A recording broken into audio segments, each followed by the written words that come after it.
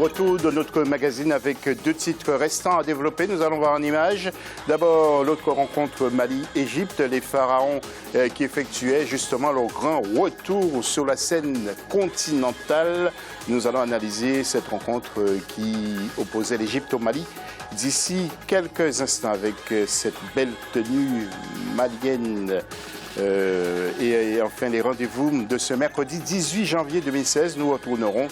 Donc nous allons parler au cours de cette émission. Nous allons partir à Libreville. J'avais mis un autre nom de capitale. C'est Libreville pour voir comment elle est l'effervescence sur place. Et puis notre invité, toujours Michel Kolani. Michel Kolani qui est consultant sportif originaire du Togo. Autre Togolais avec nous, c'est M. Zep Kouété. Monsieur Zep Kouété, bonsoir.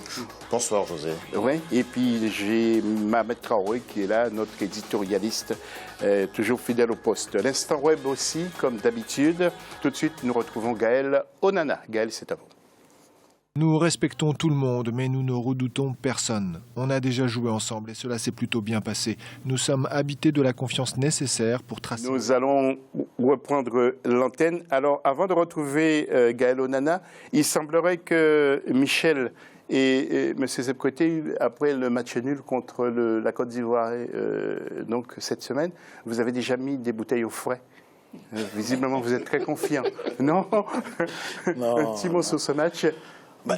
Vous avez piégé, le Togo a piégé la Côte d'Ivoire Je ne dirais pas que le Togo a piégé la Côte d'Ivoire. Il y a à la tête de la sélection togolaise, il y a un homme d'expérience. Il y a un homme d'expérience. Ouais.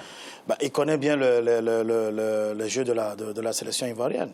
Et puis il sait que la sélection ivoirienne, il y a des jeunes il y a des jeunes, il n'y a plus des anciens qui ont d'expérience. Il y a des jeunes joueurs qui font partie de cette équipe-là. Claude Leroy, moi, je l'ai rencontré la dernière fois. Il m'avait expliqué, il m'avait dit qu'il connaît le système de jeu et que ce qu'il va mettre en place va être quelque chose que les autres n'ont jamais vu. Ok, ça, Michel. Voilà. Ok. Parfait, Michel. Nous allons retrouver Gaël Onana. Nous n'allons pas la faire attendre. Allez-y, Gaël. Comme nos invités sur le plateau, vous pouvez vous aussi participer à notre émission en répondant à la question suivante. Quelle est la place du football de rue dans la pratique du football en Afrique? Pour cela, rendez-vous sur les réseaux sociaux avec le hashtag A24CAN 2017 ou alors à travers l'adresse email can.gabon2017@africa24tv.com. Avant d'analyser le match Mali-Égypte, M. Zep Kouété, ancien manager de la Fédération togolaise de football, un petit mot sur ce match que vous avez vécu aussi, Togo-Côte d'Ivoire, satisfaire, non? Oui, on va juste prendre les deux symboles, l'éléphant et les éperviers. Eh bien, l'éléphant est sur terre et les éperviers volent. On a volé sur les éléphants. C'est vrai que c'est un match très passionnant, mais la Côte d'Ivoire ne voyait pas le Togo à ce niveau. Le Togo est toujours un pays, je dirais, atypique, qui surprend souvent. Et bon, pour ne pas faire un peu de pisse vinaigre, je crois que notre présence à la CAN a surpris plus d'un.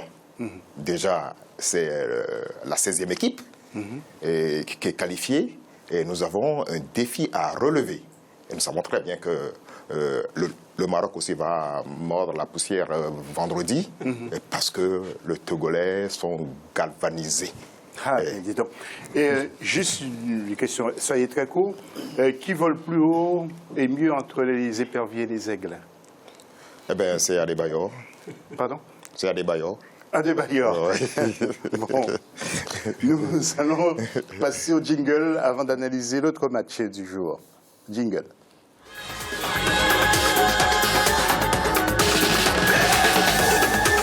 Rencontre que tous les observateurs ne voulaient manquer entre le Mali, les aigles du Mali et les pharaons de l'Égypte qui s'est soldé par un 0-0. Nous allons voir les images. Mon cher ami Mohamed Traoré, c'est une nouvelle tenue, c'est un nouveau maillot Oui, le Maillot 2017 qui a été présenté lors du sommet France-Afrique par l'équipementier de la sélection, Malamine Koné. C'est une très belle tenue. Oui, très belle tenue pour les aigles. Alors, les aigles ont démérité parce que les Pharaons faisaient le retour. On pensait que les aigles auraient marqué un petit but. Rares ont été les occasions. Il y a eu une belle transversale. Il n'y avait aucune tête. Marqué. Alors, comment vous avez jugé ce match, Mohamed Traoré, éditorialiste à la chaîne? Une très belle entrée pour les aigles du Mali. C'est vrai que l'Égypte signait son retour sur la scène africaine. Les gens attendaient beaucoup plus de cette sélection égyptienne, plus que le Mali d'ailleurs, qui était considéré comme outsider pour cette rencontre.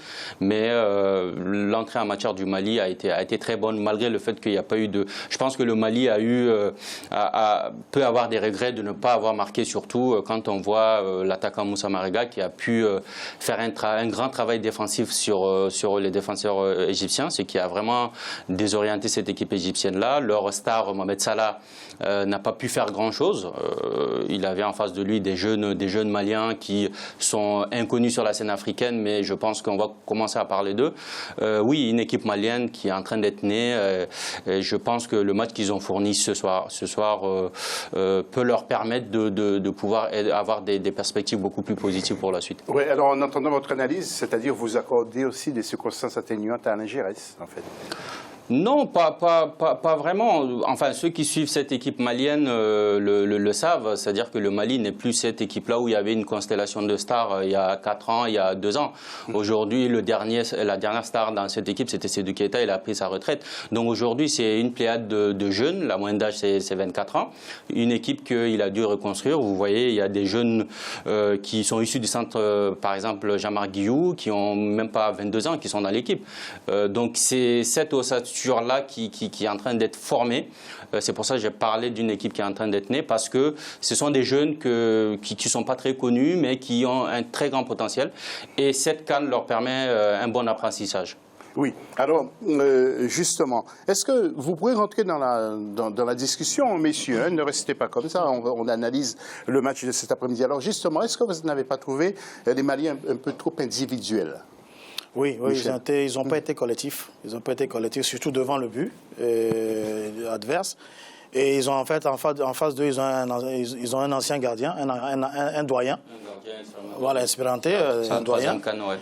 Qui a presque 45 ans, je crois. Ouais. Non, c'était l'Égypte, les Égyptiens. Ouais, c'est l'Égyptien, oui, le gardien égyptien. Ouais. Et ils n'ont pas trouvé la faille. Ils ont eu beaucoup d'occasions, mais bon, vous savez, comme on dit toujours en football, on peut avoir beaucoup d'occasions, mais bon, si on ne le met pas au fond, voilà. Moi, je pense que le Mali pouvait prendre 3 points. Sur ce match. Assez facilement. Alors, Zeb Kouété, qu'est-ce que vous en dites, vous, de ce match? Je suis peiné pour le Mali, parce que le Mali avait beaucoup d'occasions à tuer le match, comme on dit.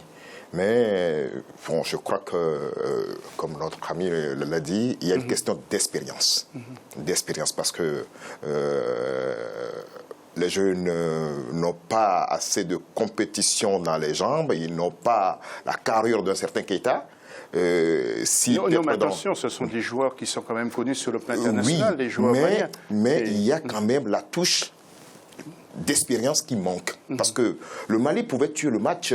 depuis la première mi-temps, surtout, déjà. Où il y avait, mais quand on a vu le comportement, je ne sais pas s'ils sont suffisants ou bien ils veulent avoir un complexe de supériorité par rapport aux Égyptiens, mais le deuxième match nous dira... Je pense pas que s'il s'agit d'un concept, c'est beaucoup plus aujourd'hui de se trouver un match référence, je pense, parce que cette équipe-là, lorsqu'on la regarde, il y a pas mal de joueurs qui n'ont pas joué ensemble pendant un moment, et que l'entraîneur aussi est en train de rechercher une équipe, une belle assise sur laquelle il faut se baser, même si on peut dire la même chose pour l'Égypte, à la différence que bon, l'Égypte a une cohérence, une cohésion beaucoup plus ancrée que ceux du Mali, parce que le Mali, c'est une équipe qui, voilà, au fur et à mesure des éliminatoires, on mobilise des joueurs, tantôt des joueurs sont là, tantôt d'autres ne sont pas là, par exemple, le latéral gauche de ce match-là est purement latéral droit. Et c'est aujourd'hui que... Il y a beaucoup de petites choses qui font qu'aujourd'hui... Oui, mais la cohésion d'équipe ne doit pas aussi se faire par l'entraîneur. Moi, je pense que c'est quelque chose qui est en train d'être construit, c'est ce que j'ai envie de dire. Il manque parce qu'on a vu... Oui, mais on joue les éliminatoires de la Coupe du Monde. On va entamer aussi, mon cher Mohamed, les éliminatoires de la CAN au Cameroun. Il ne faut pas trop attendre. Non, on peut plus attendre. Justement, c'est pour ça que tout à l'heure, je disais que l'entraîneur était en recherche de quelque chose. Je pense qu'à partir de ce match-là, il a des éléments qui lui permettent de se projeter pour les prochains matchs. Mais moi, ce que je peux dire, c'est que c'est vrai ce qu'il dit mon frère Zep, c'est qu'il manque un patron.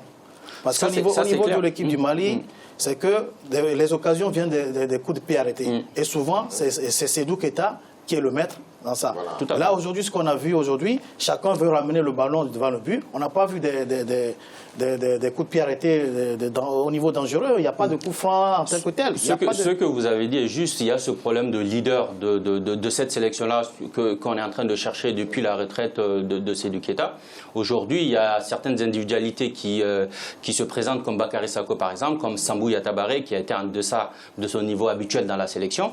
Il y a Yacouba Silla, le capitaine aussi, qui essaie de faire en sorte que tous les joueurs, il y a une cohérence, il y a un certain leadership autour de lui. Mais aujourd'hui, on est à la recherche de cette star qui est internationale, qui est là pour faire en sorte qu'il y ait un leadership qui se dégage. Et ça, on peine à trouver pour l'instant. OK. Alors, nous allons écouter justement les deux entraîneurs, Alain Giresse pour le Mali et l'Argentin Hector Cooper pour l'Égypte. C'était avant la rencontre. Écoutez ce qu'il disait.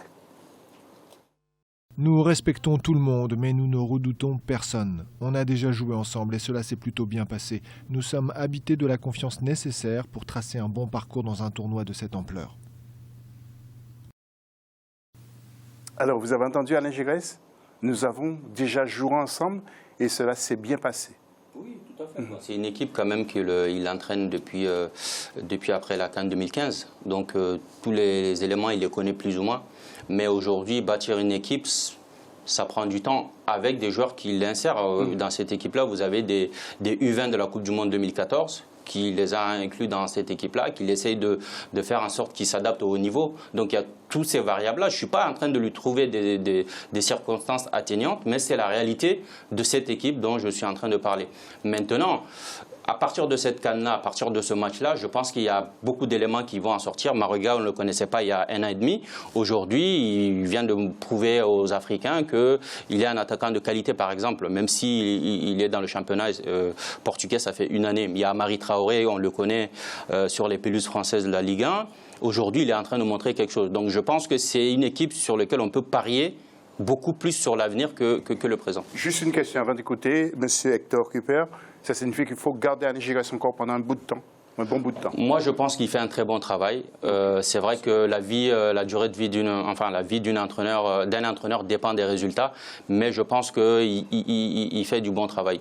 Hector Cooper, l'entraîneur de l'Égypte. Toutes les équipes sont proches les unes des autres. Le Mali, c'est une équipe physique, un gros morceau pour un début. Hector Cooper, on l'aura pas? Non. Si on ne l'a pas, on va passer directement au plus du mag. Le jingle.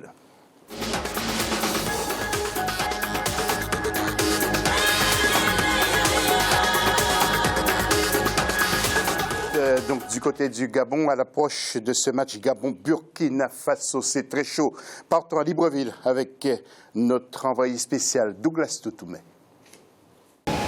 Les Panthères du Gabon seront face aux étalons du Burkina Faso ce mercredi à Libreville, un match comptant pour la deuxième sortie du groupe A de la 31e édition de la CAN Gabon 2017. Chacune des deux équipes a concédé un nul respectivement face à la Guinée-Bissau et au Cameroun lors de la première sortie. Malgré l'entrée en matière difficile de ces deux équipes, les supporters des étalons restent optimistes pour la suite de la compétition. Gabon-Burkina va gagner 2-1. Gabon sera 1, Burkina 2 buts.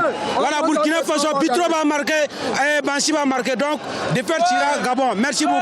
Merci beaucoup. Bon match. Ce premier match nul au goût de défaite pour les Panthères du Gabon, équipe hôte de cette compétition, est une pression supplémentaire pour Aubameyang et ses coéquipiers. Les Panthères n'ont plus d'autre choix que de gagner le reste des matchs pour espérer une qualification. Je pense pour notre part que le devoir est de gagner ce match afin de nous placer et d'espérer passer ce premier tour. Voilà ce que je pense de ce match. Avoir plus d'engagement et d'efficacité pendant le match face au Burkina Faso pour nous sortir de cette poule. En phase finale de Coupe d'Afrique des Nations, toutes les équipes se valent. Ce mercredi 18 janvier 2017, les Panthères du Gabon et les étalons de Burkina Faso se rencontreront pour la 4e fois en phase finale de Coupe d'Afrique des Nations. Une rencontre qui sera assurément très relevée. Voilà, ça va être chaud dans les rues de Libreville, surtout si le Gabon gagne ce match. Alors, nous allons voir le classement, justement, le tableau du groupe D. C'est ça parce que les matchs ont eu lieu aujourd'hui pour faire la synthèse, justement. Donc, on va revoir ce tableau avec le Ghana qui est leader avec 3 points. Égypte et Mali sont ex-aequo et l'Ouganda est à la dernière place. Messieurs, nous allons faire un petit tour de table rapide avant de remettre en antenne. Tout d'abord avec vous, Michel, qu'est-ce que vous retenez de tout ce qui s'est passé là, tout ce qui a été dit, ou bien à moins que vous voulez revenir sur ce match Mali-Égypte rapidement? Non, mais je pense que tout se passe bien. Moi, je pense que tout se passe bien au niveau de la CAN, le début de la CAN. J'espère que la deuxième journée, c'est demain. On va voir ce qui va se passer. Mais tout est possible. Moi, je vous dis, il n'y a pas de petite équipe. Quand on arrive à la CAN, il n'y a pas de petite équipe. Bon, les classements FIFA, il faut laisser de côté. C'est sur le terrain que ça se passe. Oui. Zep Kouété, avant de retrouver Mamet.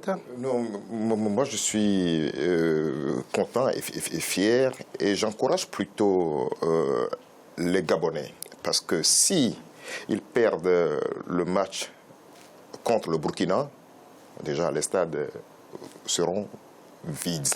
Donc on encourage plutôt les Gabonais à travailler sérieusement parce que le match nul avec la Guinée-Bissau, ça ne fait pas bon ménage. Okay. Il faudrait plutôt travailler et encourager pour qu'on puisse avoir du spectacle. Parce que si le pays organisateur est battu, c'est pas bien. Oui, merci.